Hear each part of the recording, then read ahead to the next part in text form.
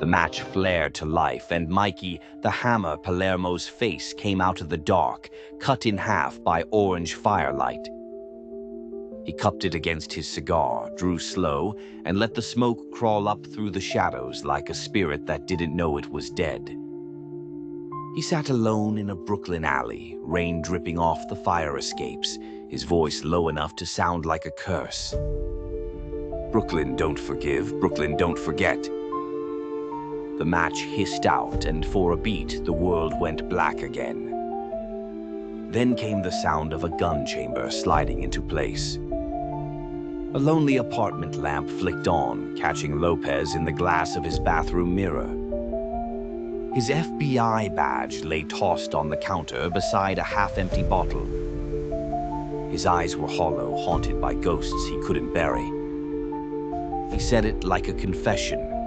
We bury the dead, but the secrets they keep digging back up. The rain hammered harder.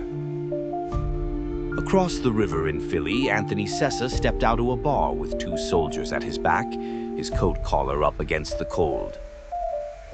He smirked under the streetlight, dragged one last pull off his cigarette, and flicked it into the gutter. The glow died before it hit the water. Far uptown, Admiral Impeach sat in a penthouse suite with his new partner, the one they called the Frog. Between them, a steel briefcase snapped open, and blueprints spilled across polished wood, weapons, clean lines of power and death. Impeach's voice was soft, but it cut. Power ain't something you hold, it's something you sell. Church bells tolled. Slow motion, candlelight, black veils. Bambi Palermo walked down the aisle, her face lit by the flames. Her eyes were burning, her jaw locked tight. Beside her, Christian Zintilli leaned into the frame, silk suit gleaming, smile sharp enough to cut glass. His hand slid into hers, his shadow stretching long over the marble floor. Marriage, loyalty, betrayal. It's all the same game, Bella, he whispered, breath sweet and poisonous. She didn't answer, but in her sleeve a flash of steel caught the light. Elsewhere, Goku D'Angelo slammed his hand down on the table at La Tavola Nera, red wine leaping from shattered glasses. Nick Palermo stood at his back, fists tight, his face pale, eyes darting like a man boxed in with no way out. You betray me, Goku's voice thundered. You betray family. The world shattered in flashes after that. Supreme and Sydney moving weight through Kansas City, watchful eyes and tighter grips. Emily Winters staring down at her wedding ring in the mirror, torn in two by blood and vows. ADA Ian Wilson feeding paper after paper into a shredder, his office dark but for the sparks of destruction. Agent Caden Winters, pale and shaking, swallowing down pills in a bathroom stall, gripping the sink until his knuckles turned bone white. The bass of the city thumped like a heartbeat, low and dangerous. In a Brooklyn bar soaked with blood, Lopez dragged Mikey, the hammer, out by the collar, the fight still ringing in the broken glass behind them. Sessa leaned against a car, grinning as he wiped a revolver clean with his sleeve. Admiral Impeach snapped his briefcase shut. Zintilli's hand clamped over Bambi's face, tilting her eyes to his. His words dripped like honey, but his gaze was iron. In the end, he said, everyone belongs to somebody. Bambi's breath came sharp. Her hand tightened on the hidden blade. And then the screen went black, sound dropping out like a body hitting water. Silence hung, heavy enough to crush ribs. A single whisper cut through the dark. This ain't just blood. This is Brooklyn bloodlines. The words bled across the page in your head like red ink spilled on old paper, and you knew Season 2 was already moving. Bambi's Twisted Tales, Ichabod and Mr. Toad, Greed and the Gallows. Mr. Toad's Wild Dam Ride.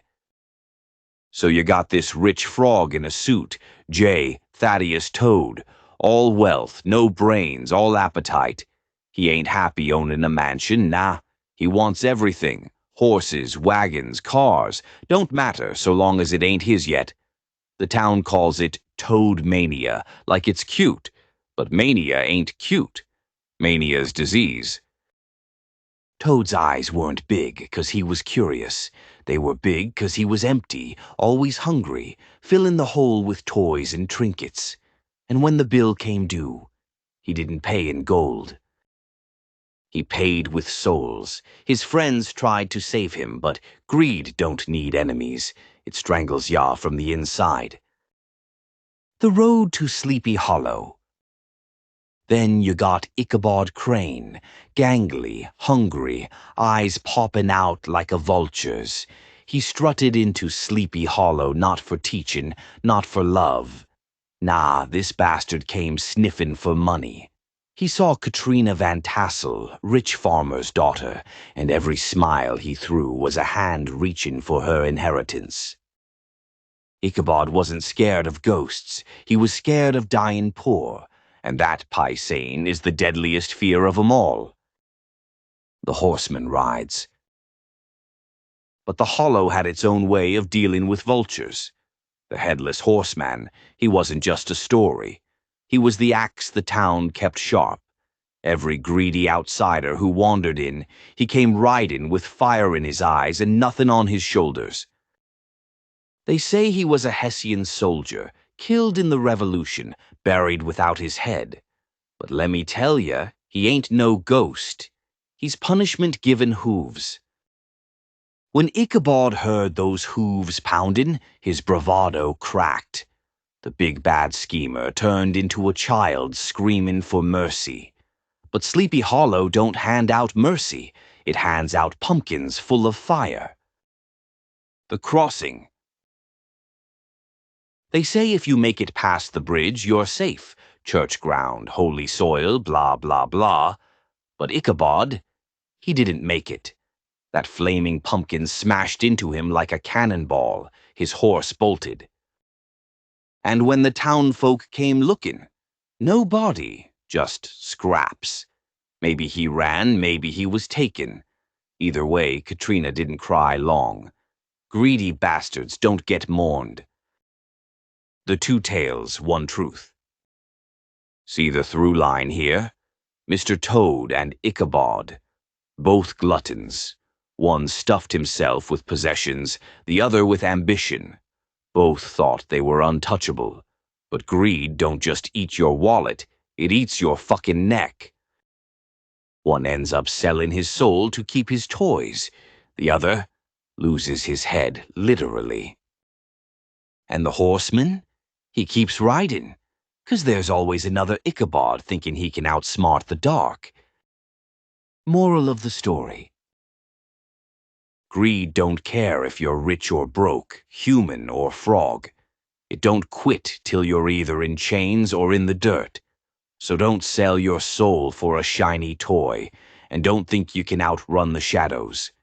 The bill always comes due, sometimes in gold, sometimes in blood. This has been Bambi's Twisted Tales. And remember, this ain't just a channel, it's the Pizzaverse. We don't peddle bedtime lies. We drag the horseman right into your living room and let you hear the hooves yourself. Smash that like, hit subscribe, and ring the bell before you hear a knock at night and realize it ain't the wind. It's the ride of your life and maybe your death.